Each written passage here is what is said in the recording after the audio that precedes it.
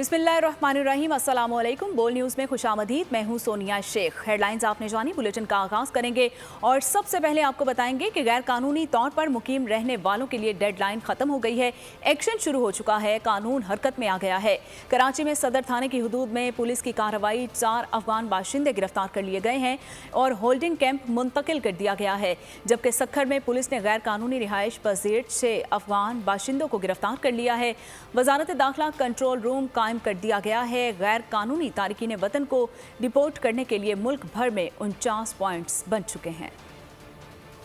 गैर कानूनी पनागुज़ीनों की वतन वापसी के लिए दी गई मोहलत खत्म, आज से होगा भरपूर एक्शन। मुल्क भर में गैर कानूनी तारकीन वतन के लिए 49 होल्डिंग पॉइंट्स कायम किए गए हैं, जहां गिरफ्तार गैर मुल्कियों को आर्जी तौर पर रखकर उनके वतन रवाना किया जाएगा। पंजाब के तमाम अजला में होल्डिंग सेंटर्स बनाए गए हैं। खैबर पख्तूनख्वा में 3 होल्डिंग पॉइंट्स पेशावर, हरीपुर और लंडी कोतल में कायम किए गए हैं। कराची में गैर कानूनी मुकीम तारकीन वतन के खिलाफ क्रैकडाउन, सदर से पकड़े गए 4 गैर मुल्की होल्डिंग कैंप मुंतकिल। कराची में 2 होल्डिंग पॉइंट्स किमाड़ी और मलीर में कायम किए गए हैं। सक्खर में भी पुलिस ने गैर कानूनी रिहाइश पजीर 6 अफगान बाशिंदों को गिरफ्तार कर लिया। गिरफ्तार शुदा गैर मुल्कियों को रखने के लिए बलोचिस्तान में 3, गिलगित बल्तिस्तान और इस्लामाबाद में एक होल्डिंग पॉइंट कायम किया गया है। गैर कानूनी पनागुज़ीनों की वतन वापसी के लिए 8 क्रॉसिंग पॉइंट्स इस्तेमाल किए जाएंगे।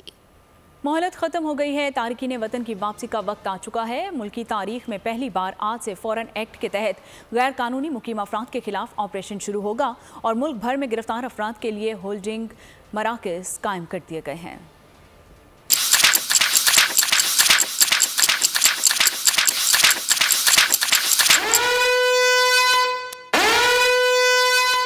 गैर कानूनी तारकीन वतन के पास वक्त खत्म। पाकिस्तान न छोड़ने वाले गैर कानूनी तारकीन वतन कैंप जाएंगे। मुल्की तारीख में पहली बार फॉरेन एक्ट के तहत गैर कानूनी तारकीन वतन के खिलाफ ऑपरेशन का आगाज हो गया। कोयटा और खैबर पख्तूनख्वा में भी गैर कानूनी तारकीन वतन के खिलाफ कार्रवाई में रेंजर्स की खिदमत हासिल कर ली गयी। कराची से तकरीबन 1.25 लाख अफगान शहरी रजाकाराना तौर पर वापस जा चुके हैं। बलोचिस्तान से 25,000 और खैबर पख्तूनख्वा से भी मुतादिद अफराद अफगानिस्तान लौट चुके हैं। वफाकी हुकूमत ने फौरन एक्ट 1946 के तहत कार्रवाई के लिए सूबों को मुकम्मल इख्तियारात दे दिए हैं। निगरान वज़ीर आज़म कहते हैं कि किसी की इमलाक पर कारोबार या कब्जा करना मकसद नहीं है।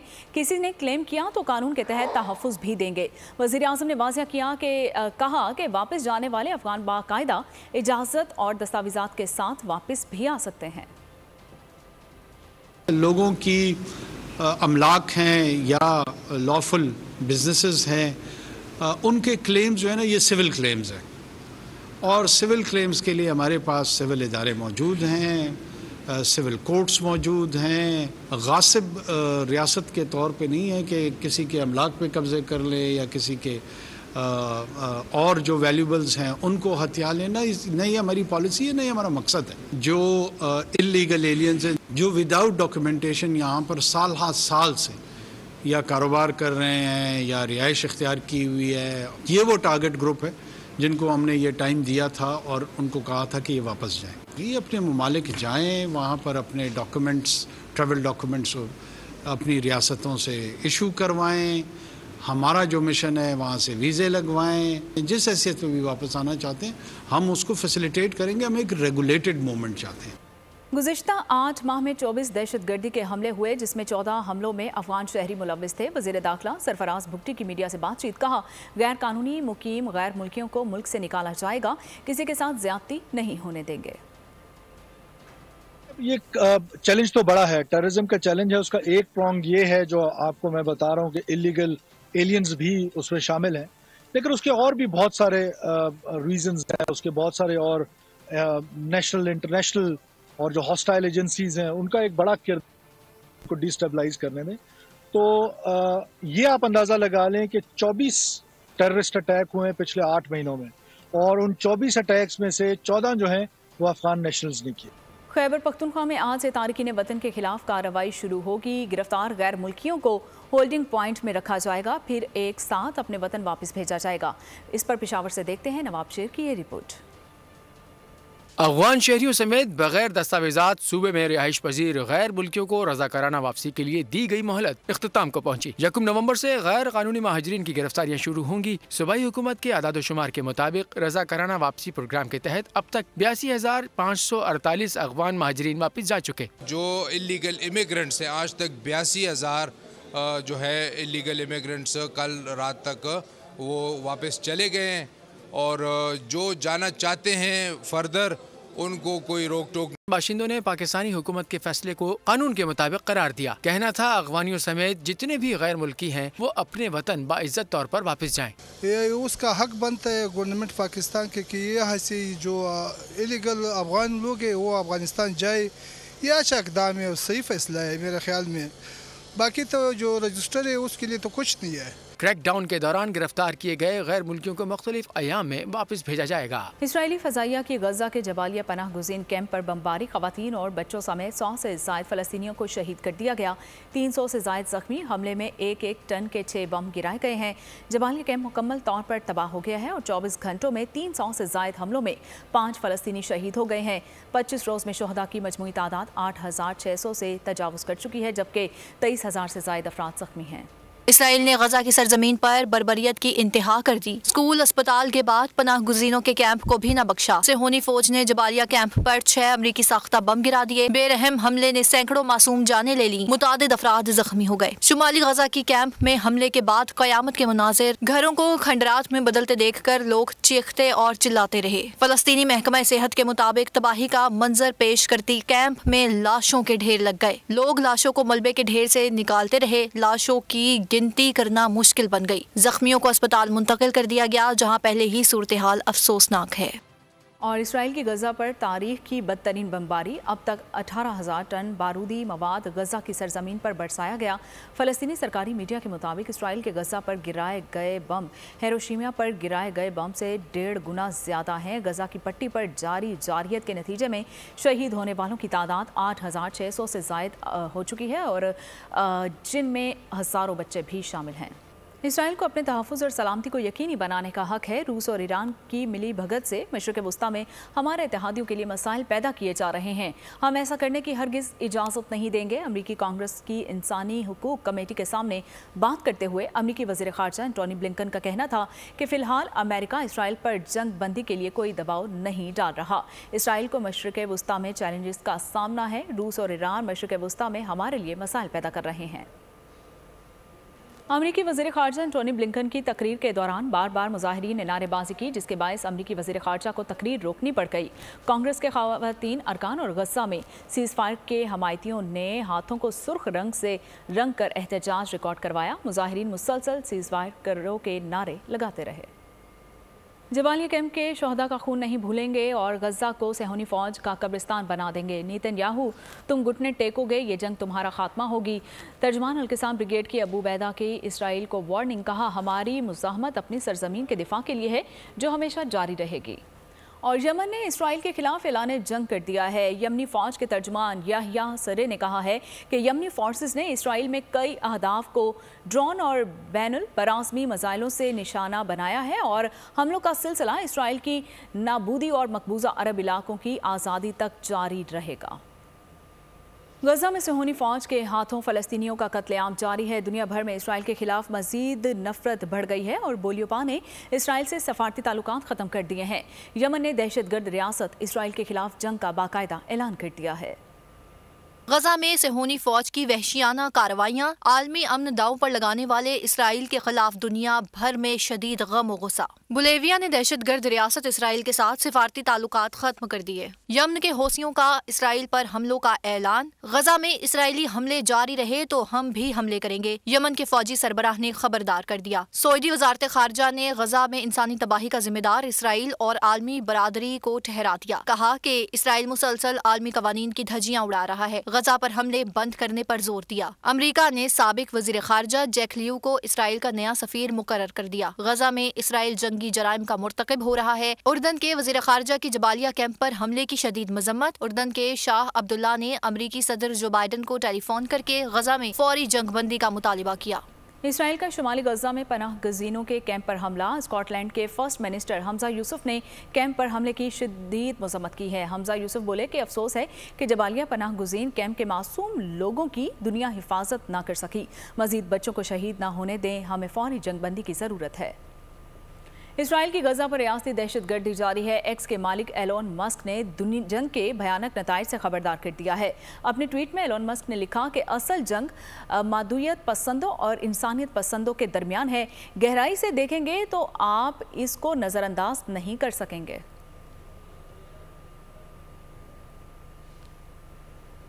और चीन के ऑनलाइन डिजिटल नक्शों से इसराइल का नाम तक मिटा दिया गया है। चीन की सबसे बड़ी ई कॉमर्स कंपनी अलीबाबा और मल्टीनेशनल टेक्नोलॉजी कंपनी बैदो ने ऑनलाइन डिजिटल नक्शों से इसराइल का नाम हटा दिया है।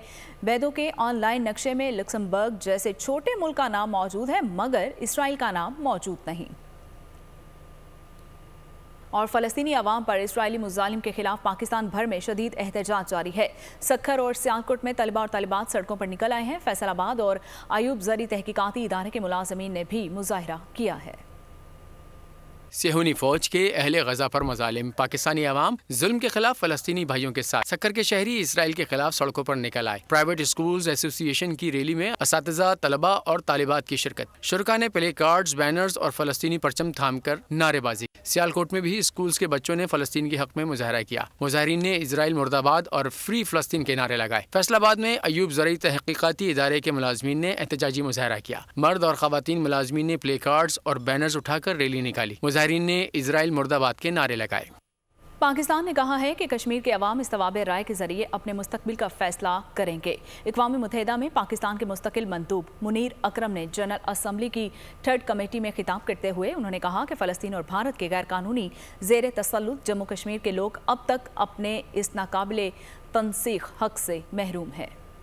बात करें पेट्रोलियम मसनूआत की, तो पेट्रोलियम मसनूआत की कीमतों में रद्दो बदल। हुकूमत ने अगले 15 दिन के लिए पेट्रोल की कीमत 283 रुपये 38 पैसे फ़ी लीटर और हाई स्पीड डीजल की कीमत 303 रुपये 18 पैसे फ़ी लीटर पर बरकरार रखने का ऐलान कर दिया है, जबकि मिट्टी के तेल की कीमत 3 रुपये 82 पैसे कमी से 211 रुपये 3 पैसे फ़ी लीटर हो गई है।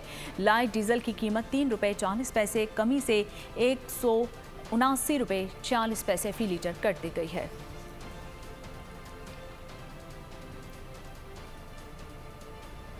और घरेलू सार्फिन के लिए कम से कम गैस बिल 1000 रुपये होगा। निगरान वज़ीर तवानाई ने बता दिया, कहा 1 जुलाई से गैस निर्ख ना बढ़ाए का फ़र्क टैरिफ में शामिल कर दिया गया है। गैस की कीमतों में इजाफा, घरेलू सार्फिन के लिए कम से कम बिल 1000 रुपये होगा। निगरान वज़ीर तवानाई ने कहा, कीमतों में 65 अरब जुलाई से अक्टूबर तक भी डाला है। फिक्स चार्जेस 10 रुपये से बढ़ाकर 400 रुपये कर दिए हैं। जो इनका जो मैक्सिमम बिल आएगा वो तकरीबन 1300 रुपये आएगा। इससे ऊपर बिल किसी का भी नहीं आएगा। इन 57% अवाम में हमने कैलकुलेट कर लिया है। जो घरों के अंदर हम 1000 रुपये चार्ज कर रहे हैं, अगर आप देखें उसमें नीचे -139 लिखा हुआ है, तो घरों को आज भी गवर्नमेंट 139 अरब की सब्सिडी दे रही है। और इंशाल्लाह ये जो गैस सेक्टर का लॉस रुकेगा, इसके बाद हमारे यहाँ जो गवर्नमेंट के खसारे हैं वो कंट्रोल में आएंगे। उधर अवाम ने गैस की कीमतों में इजाफे को मुस्तरद कर दिया। कहते हैं पहले ही महंगाई का अजाब मुसल्लत है, रिलीफ देने के लिए इक़दाम किए जाए। गैस 200% बढ़ गई है, कोई पुरसाने हाल ही नहीं, गरीब क्या करेगा। IMF वर्ल्ड बैंक से कर्जा लिया जा रहे हैं, वो अपने मफाद के लिए लिया जा रहे हैं, किसी पे भी कोई खर्चा नहीं किया गया। तो गैस तो आती नहीं है, कीमतें बढ़ाने का फायदा क्या है ये बताओ। साबिक वजीर तवानाई सिंध इम्तियाज शेख ने गैस की कीमतों पर 200% इजाफा नाकाबिले बर्दाश्त करार दे दिया। कहा, सबसे ज्यादा गैस सिंध में पैदा होती है, इसके बावजूद सूबा गैस से महरूम है। पीपल्स पार्टी इख्तिदार में आकर बिजली और गैस के बिलों में भी भरपूर रिलीफ देगी। महंगाई के सताए शहरियों के लिए अच्छी खबर आ गई है। ओगरा ने LPG की कीमतों में 10 रुपये फ़ी किलो कमी कर दी है। LPG का घरेलू सिलेंडर 117 रुपये 47 पैसे सस्ता हो गया है। नोटिफिकेशन जारी कर दिया गया है। 11.8 किलोग्राम के LPG सिलेंडर की नई कीमत 2962 रुपये और 1664 रुपये मुकर्रर कर दी गई है। LPG की फ़ी किलो 9 रुपये 96 पैसे सस्ती की गई है और फ़ी किलो LPG की नई कीमत 251 रुपये 3 पैसे मुकर्रर की गई है।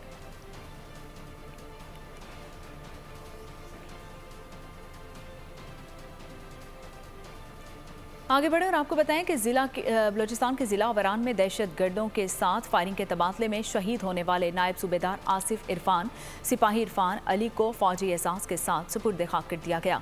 नायब सूबेदार आसिफ इरफान को उकाड़ा में और सिपाही इरफान अली को सिरगोदा में आबाई इलाकों में सुपुर्द खाक किया गया।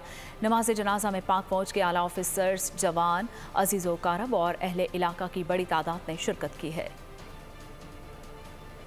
लाहौर पुलिस का एक्शन, सुबह अगवा होने वाला नौजवान चंद घंटों बाद ही बाजियाब करवा लिया गया। अगवा की सीसीटीवी फुटेज मंजरेआम पर आ गई है।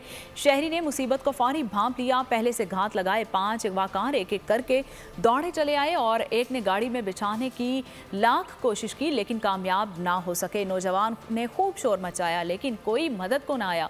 हर जतन करने के बाद अगवाकारों की गिरफ्त में आ गया। पुलिस ने शहरी के अगवा का मुकदमा दर्ज करके फौरी टीम तश्कील दी और चंद घंटों में ही मुखबिर को बाजियाब करवा लिया गया। और शहर कायद में रात गए फायरिंग के मुख्तलिफ वाक़यात। सुरजानी टाउन सेक्टर 7B में डाकुओं की फायरिंग से नौजवान जाँ बहक हो गया। मकतूल हसीब गुलिस्तान जौहर में मोबाइल फ़ोन की दुकान पर मुलाजिम था और काम से घर वापस जा रहा था कि बिन कासिम के इलाके पेरी शाहनवाज गोट में फायरिंग से एक शख्स जान से गया और मकतूल की शनाख्त गुल अहमद के नाम से हुई है।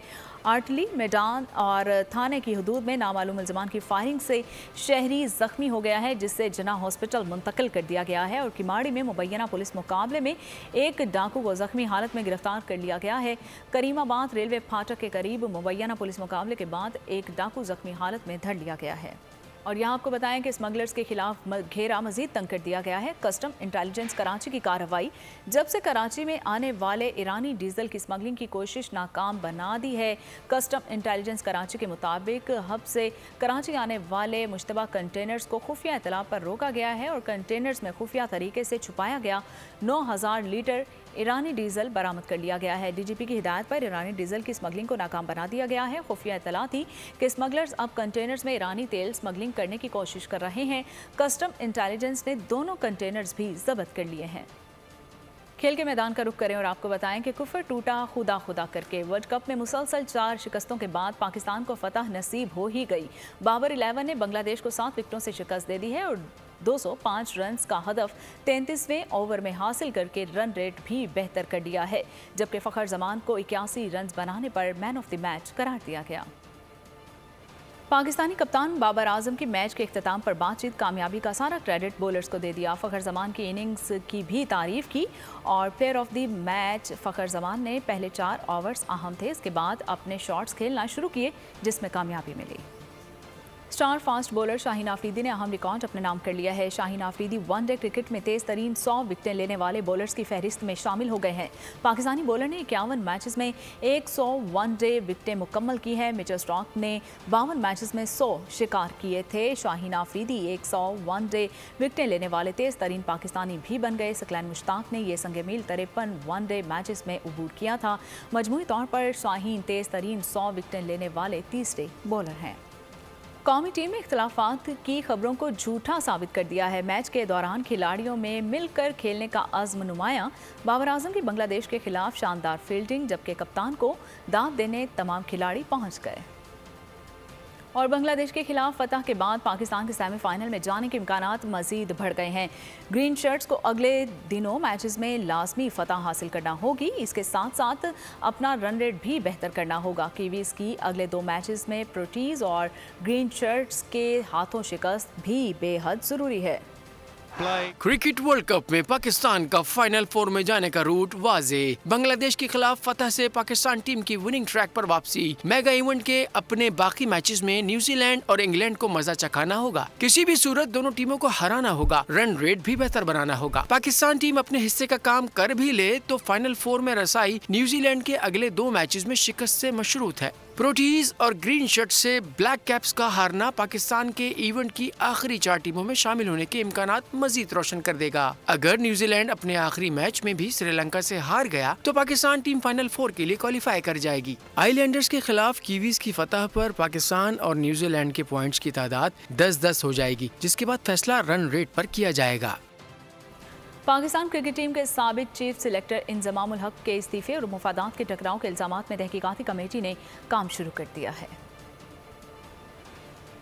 इस्तीफे से काम नहीं बना, पीसीबी कमेटी ने मफादात के टकराव की तहकीकात तेज कर दी। साबिक चीफ सेलेक्टर इंजमामुल हक की प्लेयर एजेंट कंपनियों से ताल्लुकात पर तहकीकाती कमेटी ने काम शुरू कर दिया। बोर्ड ने कमेटी को 1 हफ्ते में तहकीकात मुकम्मल करने का हुक्म दे दिया। कमेटी तहकीकात मुकम्मल करने के बाद अपनी रिपोर्ट और सिफारिशात मैनेजमेंट कमेटी के चेयरमैन ज़का अशरफ को जमा करवाएगी। ज़राए के मुताबिक कमेटी में anti corruption and vigilance unit के colonel Khalid, colonel Akhtar, director media Aliya Rashid, legal department के नुमाइंदे और ऑडिटर फाइनेंस शामिल हैं। ज़राए के मुताबिक इंजमामुल हक के एक और कंपनी में भी शेयर होने का इंकशाफ हुआ है। कौमी टीम के विकेट कीपर बल्लेबाज मोहम्मद रिजवान से भी वतन वापसी पर बात की जाएगी। और पीटीआई पर पाबंदी लगाना हमारा इख्तियार नहीं है। जब इलेक्शन कमेटी ने पार्टी पर पाबंदी नहीं लगाई तो हम कैसे लगाएं? निगरान वज़ीर आज़म अनवारुल हक काकड़ की लाहौर में मीडिया से बातचीत। कहा, चेयरमैन पीटीआई के वफादार उम्मीदवार इलेक्शन में हिस्सा लेंगे, इससे बढ़कर लेवल प्लेइंग फील्ड मजीद क्या हो सकती है। चाहते हैं कि मुल्क में एक मुस्तकिल हुकूमत कायम हो। कमीशन ऑफ पाकिस्तान ने पीटीआई पे बतौर सियासी जमात किसी किस्म की कोई पाबंदी नहीं लगाई है, तो निगरान हुकूमत कैसे एक ऐसा अमल कर सकती है जो कि गैर कानूनी और गैर आईनी हो? सवाल ही नहीं पैदा होता। उनके कैंडिडेचर्स फाइल होंगे, जो उनके नुमाइंदगान हैं वो लोगों से कैनवसिंग करेंगे, वोट मांगेंगे। वो जमात जो क्लेम करती है कि हम सब पॉपुलर हैं, उनको इक्वल राइट भी है, उनको इक्वल अपॉर्चुनिटी भी है। इसके बावजूद अगर वो कहें कि लेवल प्लेइंग फील्ड हमें मैसर नहीं है, ये बात कहने की उनको आज़ादी भी है, और मजीद क्या करें हम।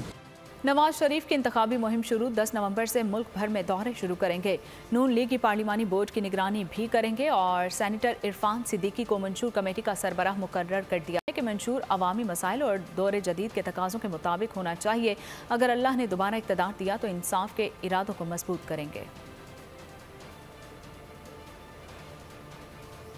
और यहाँ आपको बताएं कि 2017 में नून लीग से लेवल प्लेइंग फील्ड छीनी गई थी और पीपल्स पार्टी को खुश होना चाहिए, तमाम जमातों को लेवल प्लेइंग फील्ड मिल रही है। नून लीगी रहनुमा एहसन इकबाल का कहना है कि नून लीग किसी की तरफ नहीं देख रही। एक सियासी जमात से पूछा जाए कि असम्बली में बैठने की बजाय इस्तीफे क्यों दिए। 2017 में मुस्लिम लीग नून से लेवल प्लेइंग फील्ड छीनी गई थी। नवाज शरीफ साहब को नाजायज़ तौर पे नाअहल करा के लेवल प्लेइंग फील्ड छीनी। पीपल्स पार्टी को तो खुश होना चाहिए कि तमाम सियासी जमातों को लेवल प्लेइंग फील्ड मिल रही है। सियासतदान अपने मसाइल खुद हल करते हैं, कम अज़ कम मुस्लिम लीग नून तो अपने मसाइल खुद हल कर रही है, वो किसी की तरफ नहीं देख रही। जो एक सियासी जमात तो वो असम्बली में अपोजिशन की नशस्तों पर बैठने की बजाय इस्तीफ़े दे के बाहर क्यों गए? पंजाब और खैबर पख्तूनख्वा में तो उनकी अपनी हुकूमत थी। किसने उनकी कनपट्टी पे पिस्तौल रखी थी कि वो इन दोनों हुकूमतों को खुद बर्खास्त कर दें? चेयरमैन पीटीआई और शाह महमूद कुरैशी के खिलाफ साइफर केस की समाअत 7 नवंबर तक मुलतवी कर दी गई है। ऑफिशियल सीक्रेट एक्ट के तहत कायम खुसूसी अदालत के जज अबू अल हसनात जुल्कुरनैन ने अजियाला जेल में साइफर केस की समाअत की है। चेयरमैन पीटीआई और शाह महमूद कुरैशी को कमरा अदालत पहुंचाया गया। समाअत के दौरान तलब करदा 5 सरकारी गवाहान भी मौजूद थे। FIA की टीम ने मजीद 5 गवाहान को पेश किया और पेश होने वाले गवाहान के मुकम्मल बयान कलमबंद ना हो सके। अदालत ने तमाम 10 गवाहान को दोबारा नोटिस जारी करते हुए समाअत मुलतवी कर दी।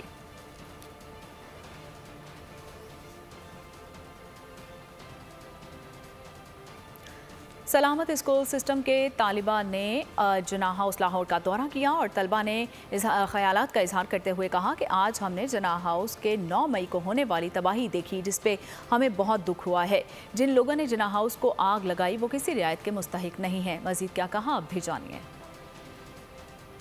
की और मुझे इसको देख के बहुत दुख हुआ, क्योंकि ऐसे लोग जो यहाँ पे आके तोड़फोड़ कर सकते हैं वो असल पाकिस्तानी नहीं हो सकते। उन्होंने पाकिस्तान के शहदाओं के मुजस्समों को निशाना बनाया और उनकी तोड़फोड़ की। जिन भी लोगों ने ये किया, हम चाहते हैं कि उनकी कानून के मुताबिक सख्त से सख्त सज़ा दी जाए। आज हम लोग आए थे जिन्ना हाउस और हम लोगों ने ये तबाही वगैरह देखी, तो हमें इस चीज़ का बहुत दुख हुआ, जैसे आप देख सकते हैं। और मैं कहना चाहता हूँ कि उनको कानून के मुताबिक सख्त से सख्त सज़ा दी जाए, ताकि पाकिस्तान में इस तरह की कोई चीज़ आइंदा ना हो। यहाँ का हाल देख के मेरा दिल बहुत ज़्यादा अफसुर्दा हुआ है।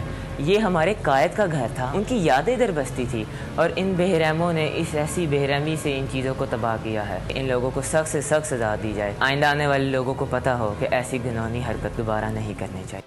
सुप्रीम कोर्ट बार एसोसिएशन के सालाना इंतखाबात में आसमा जहांगीर ग्रुप के सदारती उम्मीदवार शहजाद शौकत ने मैदान मार लिया है। हामिद खान ग्रुप के मियां कुद्दूस को बड़े मार्जिन से शिकस्त देकर सुप्रीम कोर्ट बार एसोसिएशन के सदर मुंतखब हो गए हैं, जबकि नौमुंतखब सदर शहजाद शौकत कहते हैं कि कानून की हुक्मरानी के लिए हर आईनी इक़दाम की हिमायत करेंगे।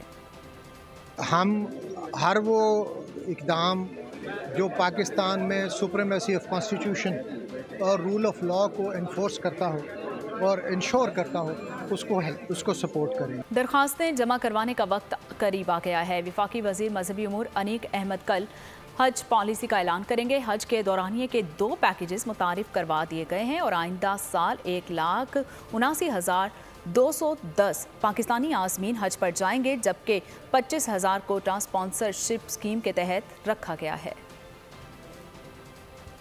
पाकिस्तानी नयाद खातून डॉक्टर तलत जहां खान की नमाज जनाजा ह्यूस्टन में अदा कर दी गई है। कराची से ताल्लुक़ रखने वाली 52 साला डॉक्टर तलत जहां को अमरीकी रियासत टेक्सास के शहर कानरो में कत्ल कर दिया गया था और मुलजिम को पुलिस ने गिरफ्तार कर लिया है। मकतूला के भाई का कहना है कि उनकी बहन इंसान दोस्त खातून थी। मेयर ह्यूस्टन का कातिलों को करार वाकई सजा देने का मुतालिबा। And what we want is justice.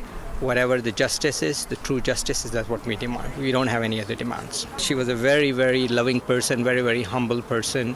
She was a pediatrician, a doctor, so she's a healer.